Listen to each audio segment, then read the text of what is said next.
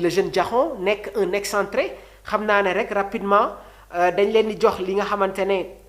moom mooy les détails les informations concernant ce jeune joueur là moom it équipe bi nga xamante ne moom mooy Mali ñi ngi koy solliciter donc le jeune talent de 20 ans du club Bruges Mamadou Diakho moom jot na réaffirmer son désir de représenter le Sénégal pays de sa mère. Le choix du cœur. Pour Diakho, il s'agit d'honorer son identité et son attachement familial. Léegi nag il y a eu une réaction malienne. Malgré sa décision, la fédération malienne ñi ngi continuer de revendiquer le joueur, un contexte tendu que certains supporters trouvent ironique, mentionnant le cas inverse de joueurs sénégalais évoluant pour le Mali. Au final, mun naa jàpp ne que le joueur a déjà fait son choix. et nekk na joueur boo xamante ne jamono ji gars yi mi ngi football la Ligue des Champions bi Marseille di football ak club Bruges le jeune était titulaire su ma juumul sax dans cette rencontre là il avait marqué son but mu nekk un excentré gauche c'est un droitier mais il aime jouer dans l'intérieur très percutant gis nga gars yi nañu profiler wu sur l'avenir de l'équipe parce que man jàpp naa ne si coupe du monde bi jàllee am na ay cadres yu bëri yoo xamante ne amaana dinañu tirer seen ay révérences sur les cadres hier on a un peu parlé de Nampalys Mendy moom itamit jamono ji mi ngi def de belles prestations avec le club de Watford en Championship gars yi par moment tamit bu ñuy teel a fàtte mais Nampalys Mendy c'est un joueur qui mérite énormément de respect joué na OGC Nice joué na Monaco joué na Leicester City football na RC Lens jamono ji mi ngi football fële nga xamante ne moom mooy Watford sa dernière convocation bërki démb la Sénégal bu muy football ak Mauritanie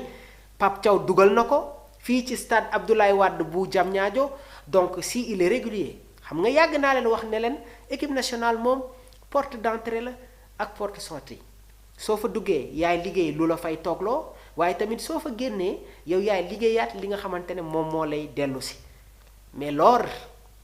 de notre sacre en 2021, Nampalys Mendy nous a donné énormément de satisfaction dans la récupération, dans le box-to-box, waaye tamit sa capacité à se projeter rapidement. Léegi nag ce qu'il faut savoir mooy jamono ji la concurrence est un peu compliquée au niveau du milieu de terrain. On a Idrissa Gana Gueye au poste de sentinelle, Pathé Ciss, Mamadou Lamine Camara, d'autres joueurs yi nga xamante ne ñi ngi xeex pour am une place dans l'équipe mais nag buñ ne Nampalys Mendy du ñëwaat ci biir équipe bi buñ ne déedéet kenn du wax loolu parce que nag football par moment du am logique mais gis nañ ne que actuellement ni mi ngi performer et il a même reçu les éloges de son entraîneur bi nekk Watford donc c'est un mérite c'est un joueur qui mérite énormément de respect parce que nag il nous a donné satisfaction et il a eu le courage de venir représenter l'équipe nationale du Sénégal parce qu'il est passé par les catégories jeunes de la France. Il a été sacré champion d'Afrique en 2021 bi ñuy dem Coupe du Monde 2022 on a vu son apport mu nekkoon un élément très important dans le dispositif de Aliou Cissé léegi nag méforme blessure mënul ñàkk ci carrière joueur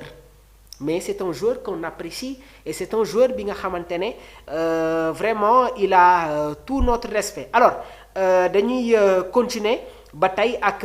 information bi nga xamante ne dafay concerner Andy Diouf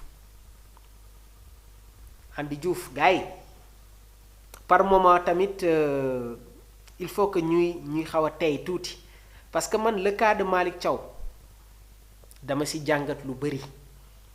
lu ñu wax ci dossier boobu dafa bëri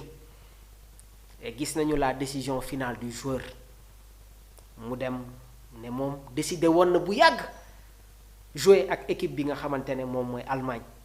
certains étaient frustrés mais on est passé à autre chose mais dama gis ne tamit fan yi moom kaawu Andy dafay ñëwaat question bi may laajte on n'est pas proche du joueur bokkuñu dans son entourage concernant la communication amaana dañuy sukkandiku rek ci yenn information yi nga xamante ne dafay jóge sur les sites d'information sportive yu am li nga xamante ne moom mooy voilà tey jii nii benn des informations fiables vraies moo tax boobu ba tey ñi ngi wax sur le cas de Andy Diouf mais par moment gars yi nañuy xaw a tey tuuti est-ce que le joueur a pris la décision de venir rejoindre l'équipe nationale du Sénégal? C'est un point d'interrogation que je pose. On se rappelle du cas de Boubacar Kamara bi Sénégal remportait la Coupe du Monde 2021 jour final bi Boubacar Kamara avait porté le maillot de l'équipe nationale du Sénégal. On se rappelle de ses cris de joie. Quelque temps après mu dem jël la nationale mu jouer avec la France moo tax par moment man yenn dossiers yi su ma si waxee benn yoon ñaari yoon du ma si bëgg a xóotal trop parce que nag le Sénégal s'est retrouvé dans cette même situation là et Andy sous l'ère Aliou Cissé tolloon nañu ci période bi nga xamante ne amaana jotoon nañ ko dem xëcc pour mu ñëw qu'est-ce qui s'est passé entre-temps mais ñëwam ci élection nationale gars yi ci équipe bi quoi qu'on puisse dire ça peut être une très bonne chose pour Pape Bouna Thiaw suñu waxantee dëgg rek parce que Andy tamit c'est un bon milieu de terrain nekk na tamit milieu de terrain bi nga xamante ne comme ni ma leen koy waxee saa su nekk il est capable de jouer sur tous les compartiments au niveau du milieu de terrain ki nga xamante ne moom mooy Basile Ndour gis nañu sa réaction nee na Andy est porté vers l'offensive il est un bon remplaçant en cas d'indisponibilité de Habib Diarra parce que moom ak Habib Diarra xaw nañu nuroo tuuti profil parce que Andy se projette waaye tamit Andy xaw na nuroo tuuti ak Pape Alassane Gueye léegi nag yéen qu'en pensez-vous nan ngeen gisee ba tey information bi nga xamante ne ñi ngi koy orienté envers Andy Diouf le milieu de terrain de l'Inter de Milan bërki démb il a été buteur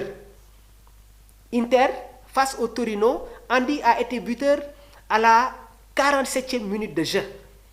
Inter de Milan moo gagné Torino sur le score de 2-1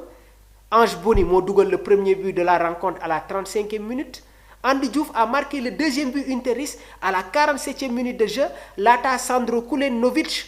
di réduire la marque pour voilà les Turinois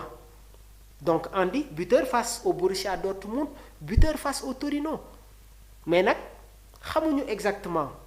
la décision du joueur et maa ngi leen koy wax Mamadou ki nga xamante ne moom mooy Boubacar Kamara milieu de terrain bu Aston Villa barki Demba Ndiaye on se rappelle du cas de Malick Thiaw